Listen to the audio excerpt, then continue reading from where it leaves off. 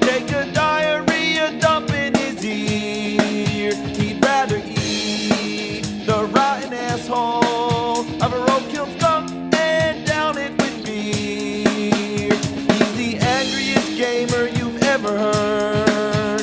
He's the angry Nintendo nerd. He's the angry Atari Sega nerd. He's the angry video game nerd.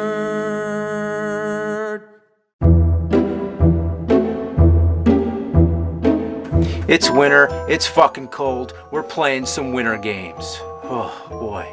But anyway, let me get the greeting out of the way. Merry Christmas, Happy Hanukkah, happy holidays. And if you have a problem with happy holidays, then happy shut the fuck up. But there ain't nothing happy about this shit. This is Winter Games on the NES. It's one of those Olympic sporting games which seems like a simple concept. How bad could it possibly be?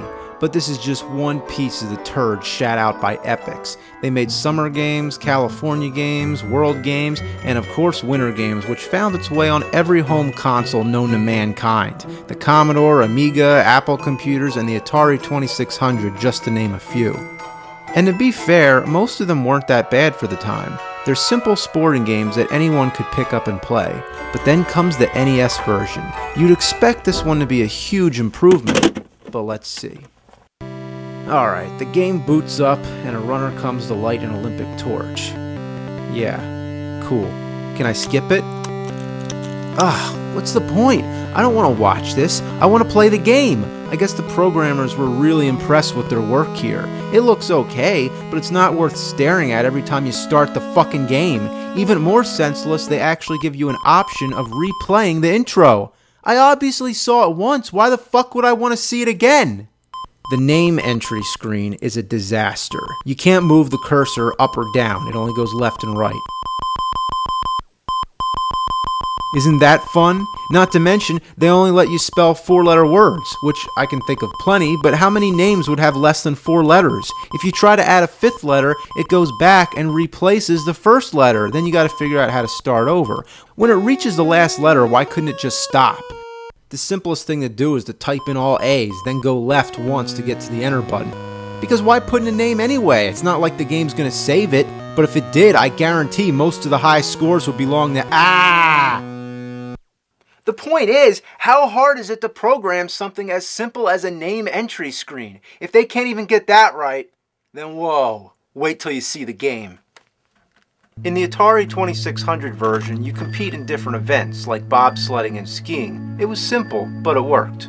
So being that this is NES, they're obviously going to top what they did before, right? You know, jumping over to a newer console, there's going to be some improvements, maybe some more events. The Atari version had 7 events, so we can assume that this one will have 4? Only 4? The NES just got its 8-bit ass handed to it by the Atari 2600. Well, that's fine with me. Spares me the shittiness. It makes you wonder how it compares with the Atari 7800. Well, this one too had only 4, but some of the events are different. So in total, between the two consoles, it's as if they have the same amount of games as the Atari 2600, but when the 7800 and the NES came out, they divided them between the two. I've never heard of that happening before. The first event is called Hot Dog Aerials. I wonder what that could be. Oh, ski jump. Okay. Why is it called Hot Dog Aerials?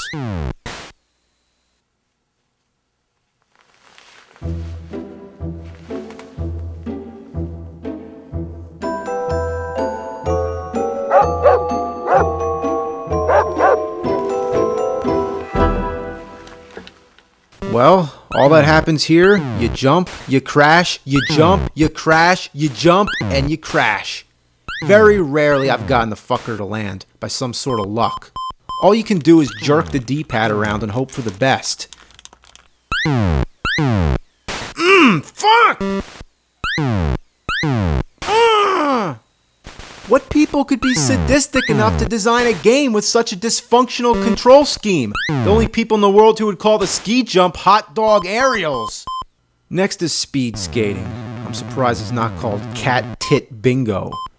Okay, so the first thing that happens, your opponent speeds away, but you just stand there. You try every button on the controller until you realize you're supposed to tap right and left on the D-pad repeatedly.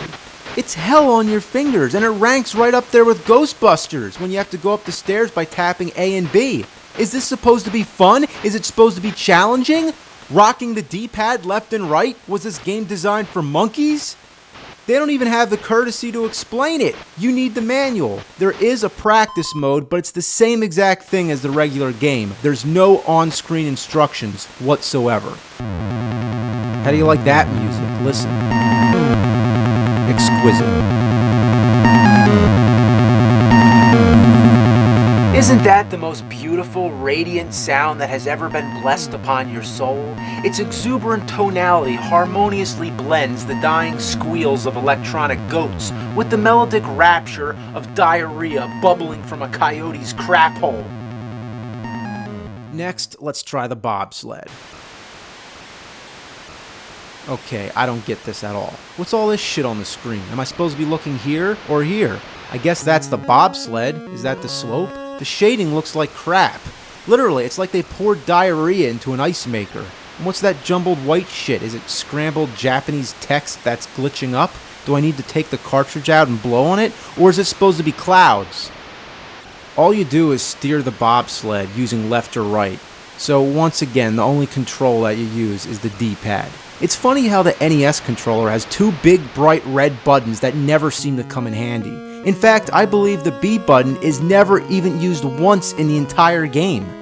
So this is actually very simple, but because the screen is all split up like comic book panels with a speedometer and other unnecessary bullshit, it makes it look like it's more complicated than it really is. Well, there's only one event left, figure skating. There is no hope for this game redeeming itself. This is the worst event of all.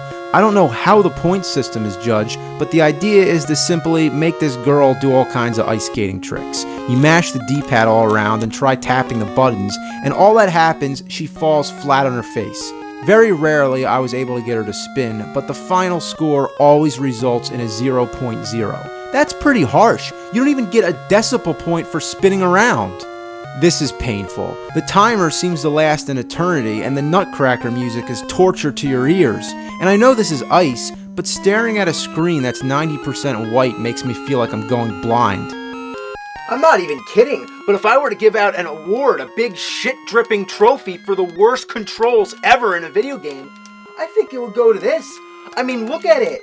I've never seen anything this unresponsive. I'm hitting every button combination possible. You know, all it needs to be said about Winter Games is that you push buttons. That's all it is. How's Winter Games? You ever play Winter Games? Yeah, you push buttons, that's it. Go like this. You're playing Winter Games. You ever watch a movie where someone's pretending to play a video game, but you can tell they're just acting, they're just going like this? They're playing Winter Games. Yeah, who programmed this thing? Maybe it was Fred Fox.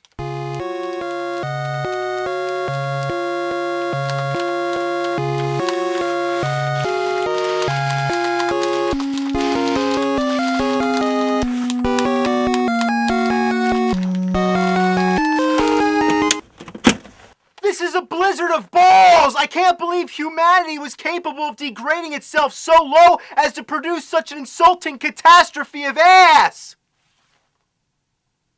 Do not store in extreme temperatures. Do not immerse in water. Do not clean with benzene, thinner, alcohol, or other such solvents. Do not hit or drop cartridge. Do not attempt to disassemble.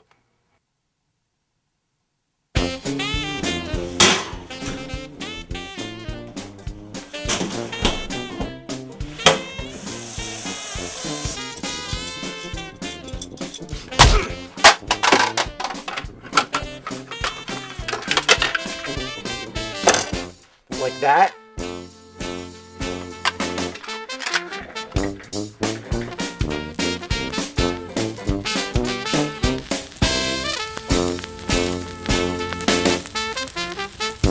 Burn, motherfucker, burn!